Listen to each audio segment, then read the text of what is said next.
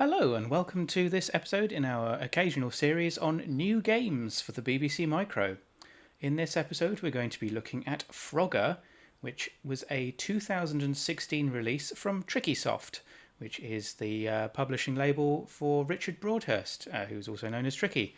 Now this is a modern port of the 1981 arcade cabinet game from Konami of the same name. And as with most of Trickysoft's titles, it's an attempt to be as close and as faithful to the original arcade game as possible. And I think you are going to be impressed by this, because if you've ever played the arcade cabinet game Frogger itself, you will realise just how perfectly this game matches it, both in terms of its smoothness, the sounds, the graphics. It's a really excellent clone of Frogger itself. As you'll know from my Top 85 Games series, we've already looked at another version of Frogger and also Hopper from Acornsoft, both of which are good games in their own right, but this is as close as it gets to the original, but on the BBC Micro. So without further ado, let's take a look. Alright, let's start it up. There we go, a nice loading screen there with some information about the various points that you can get throughout the game. And here's the splash screen. So this is Frogger by Richard Tricky Broadhurst. You can see there the music from Rockman X 2002. And you've got a selection of controls here, so it obviously works with the joystick, but you've also got the option to use a number of different key choices. I personally am a big fan of the Z choice there, so ZX for left and right. We'll just take a quick look at the instructions. There you go, you can see the instructions there, which tells you about the game and obviously how to score. But yes, fairly straightforward, so let's go into it. And immediately there is a real sense of fun, because that music in the background is lovely. But look at how smooth this game is, and how similar it is to the arcade cabinet. I mean, it's really well put together. Yeah, it's really quite a sort of surprise the first time. Whoops!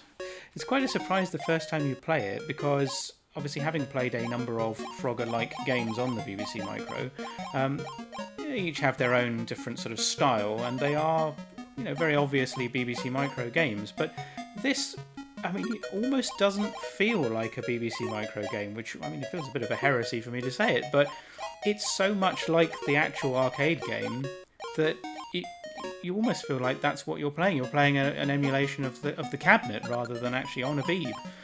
The graphics are... Oh dear, I really need to control my frog there. It moves really quickly, so I'm almost used to slightly more sluggish controls. Need to be a little bit more wary about what I get up to with my frog here. But yes, I mean, there's just so much to enjoy here. It's a real sense of fun playing this game. And as I say, that music in particular is really lovely. And again, without any disrespect to the traditional games for the Beeb, even the music, it doesn't quite sound like it's coming out of a BBC Micro sound chip. I don't know exactly how it's been... Oh dear. How it's been managed. But it sounds like cabinet music. You can hear it sort of playing out in an arcade somewhere. It's sort of got a lightness to it that, yes, I'm just not familiar with. Notice the music changes as well when you get your frog home. Oh dear. So I think I need to practice quite a lot more on this, because I am not used to the controls being so light of touch. I mean, that's a testament to the game itself, that it really does move in a very nippy way. Ooh. Different speeds on the logs there. Right. Now, I'm not more familiar with games like Hopper, so I don't know if the original cabinet game had the concept of a crocodile hiding in the riverbank. You can see the fly there, which is certainly something that I've seen before. Now, I haven't got to get too far here. As long as those turtles don't disappear, I should be able to complete the level. There we go.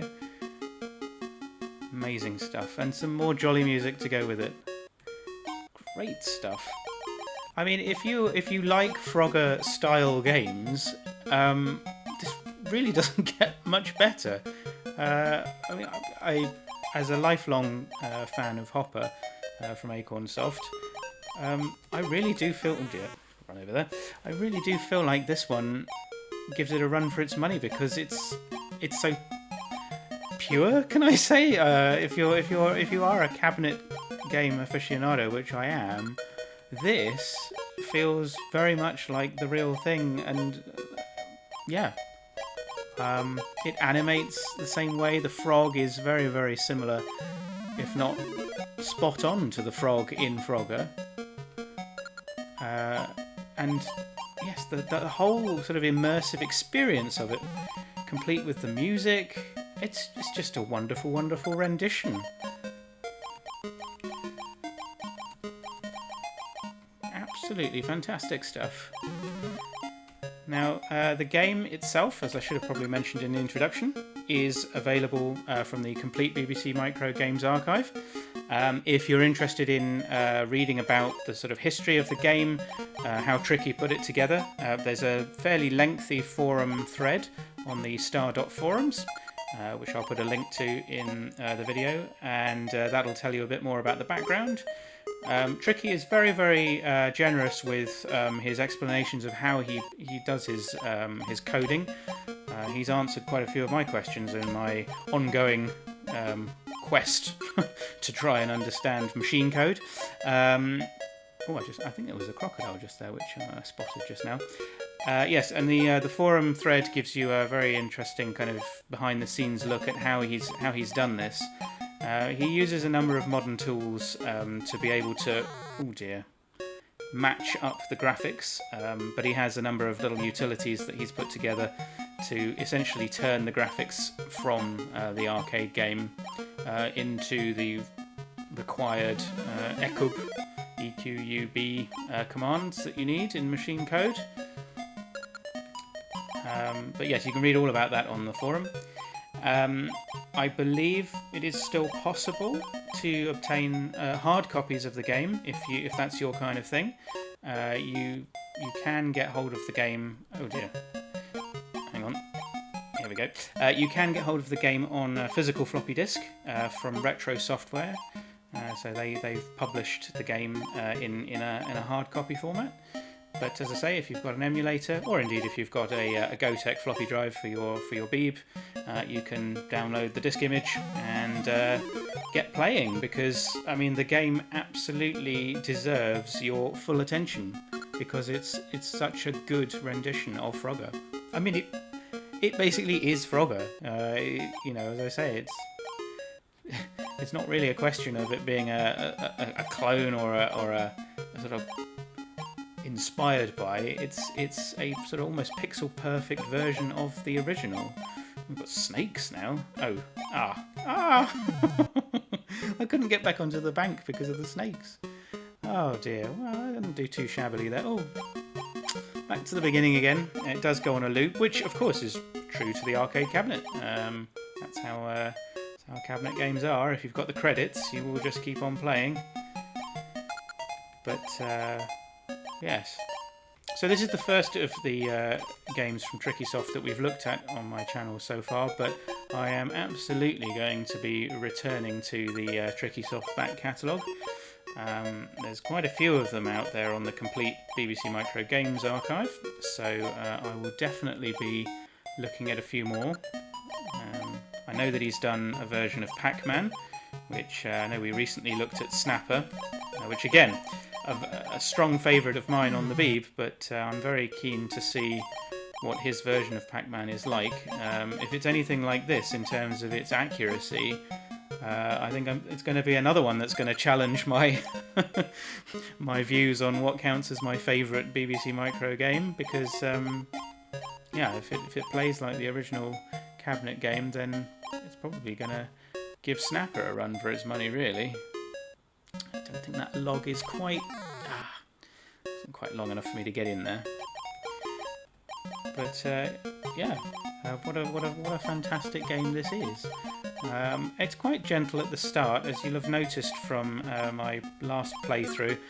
As you progress to each level, there are some increasing threats. So we saw the snakes on the riverbank in that last level that I got to before dying.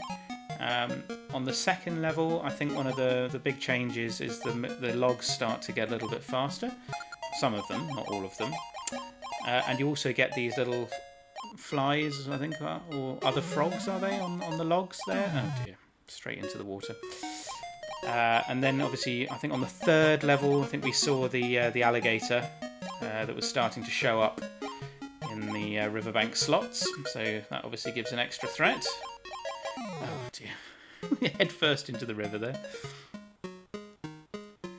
So yes, it's nice that the difficulty level gradually ratchets up.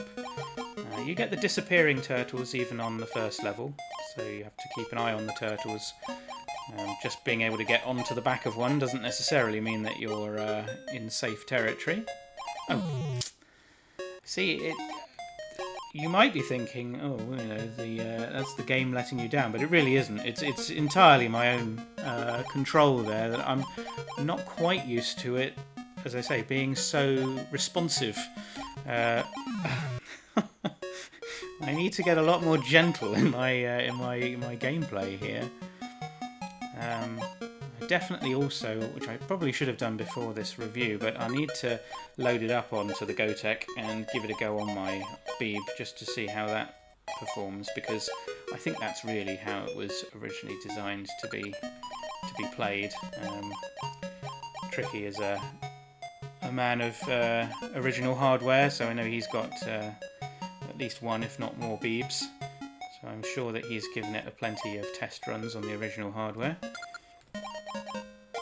But yes, oh dear, I need to rein in my enthusiasm there and not hurl myself into the river in quite such ferocity. Okay, oh no. Oh. Isn't it? It's a tricky game. Well, pun intended. You have to be, a certain lightness of touch is required here, as I keep saying. But yeah, it's, as I say, very, very much an immersive experience with the music in the background. And as you're probably noticing, I'm almost barely registering the fact that I'm running out of lives, and I just keep on playing because it's got that kind of, I don't know, almost zen-like feeling of enjoyment, where you kind of go into the zone of Frogger and it kind of just takes over, and you just keep wanting to play on a loop, just as the game does itself. But yes, definitely one for anybody that's not played new games on the BBC. Do broach outside of your comfort zone if that's you, because there are lots of new games being written for the Beeb and the Acorn Electron, and BBC Master for that matter, and I do want to start taking more of a look at some of those. I know I've tended to focus on the traditional games. I know we did look at Zero X Code's Elementum about a year or so ago. But yeah, I think it's definitely, there's so many good games being written out there. As I say, if you only have to look at the front page of the complete BBC Micro Games archive to see that there are just new games being released all the time by some very clever people. And yeah, they deserve their moment in the sun every bit as much as the games from back in the day. So, oh dear, that was a rather regrettable end to my run through there. But I think we'll give it one more go through and then probably draw it to a close here. But as you can probably tell, it's a very, very playable game, and one that I could quite happily just sit here and play for hours and hours. I can't really praise it any more than that, because what more could you want from a game, really?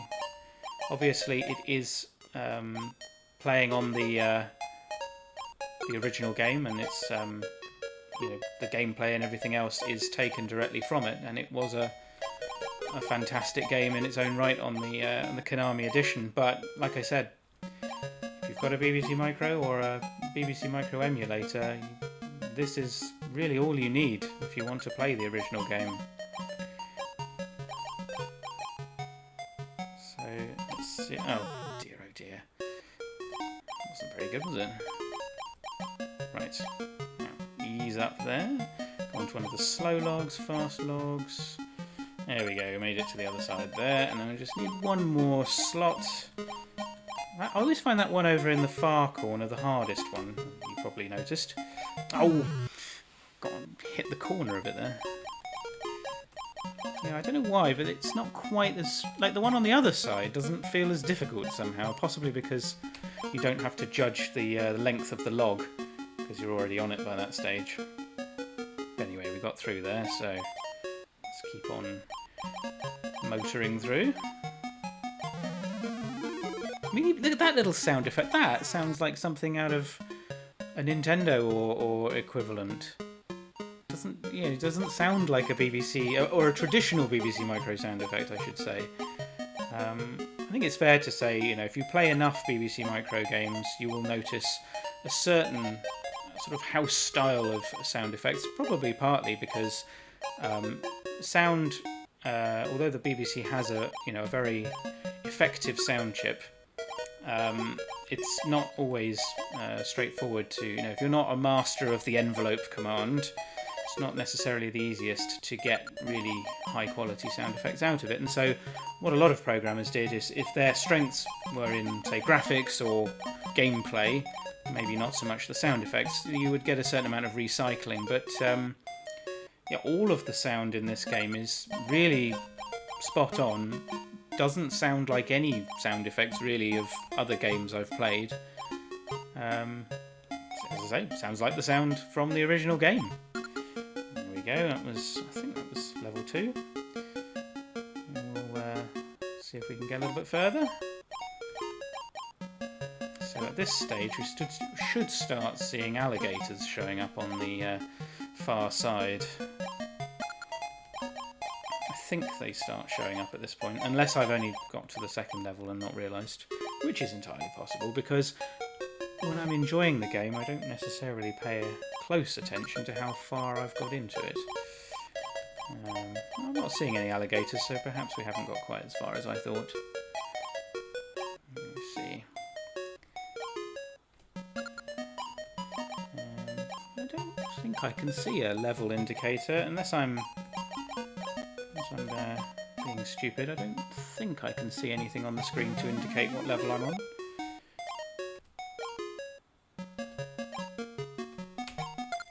Right, got that hard one out of the way, so that should mean that I can complete this level as well, because the one on the other side is, generally speaking, not as difficult to get to. Let's go on this fast log, and we'll even be able to end with a fly. Not quite, but never mind. That's got us through. Alright, so are we going to start to see the alligator now? Or crocodile?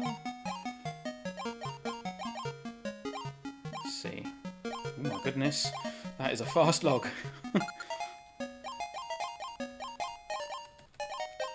Right.